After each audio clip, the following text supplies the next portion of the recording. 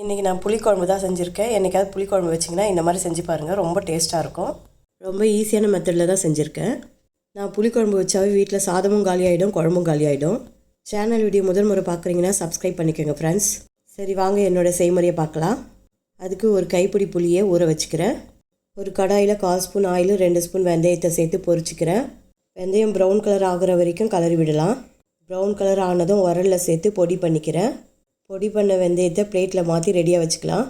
இப்போ அதே கடாயில் 3 ஸ்பூன் ஆயில் சேர்த்துட்டு 1/2 ஸ்பூன் கடுகு உளுந்து, 1/2 ஸ்பூன் சீரகம், 1/2 ஸ்பூன் வெந்தயம் சேர்த்துக்கிறேன். இது எல்லாம் பொரிஞ்சதும் 2 ஸ்பூன் கடலைப்பருப்பு சேர்த்துக்கிறேன். 6 காஞ்ச மிளகாவையும் ஒரு கைப்பிடி வேர்க்கடலையும் அதோடு சேர்த்துக்கிறேன். வேர்க்கடலை பொரியிற வரைக்கும் கலரி விடலாம். 3 பச்சை மிளகாவையும் அதோடு சேர்த்துக்கலாம். காரத்துக்காக நான் பச்சை மிளகா சேர்த்துருக்கேன், நீங்கள் தேவையில்லைன்னா ஸ்கிப் பண்ணிக்கலாம். ஒரு துண்டு இஞ்சியை இடித்து சேர்த்துக்கிறேன். 10 பல்லு பூண்டு, ஒரு கைப்பிடி கறிவேப்பிலையும் அதோடு சேர்த்து கலரிக்கிறேன். இது எல்லாம் பொரிஞ்சதும் 1/2 ஸ்பூன் மஞ்சத்தூளும் 1/2 ஸ்பூன் பெருங்காயத்தூளும் சேர்த்துக்கிறேன். மஞ்சத்தூளும் பெருங்காயத்தூளும் சேர்த்து நல்லா மிக்ஸ் பண்ணிக்கலாம். நல்லா கலரி விட்ட உடனே நம்ம கரைச்சி வச்சுருக்க புளி தண்ணியை அதோடு சேர்த்துக்கலாம்.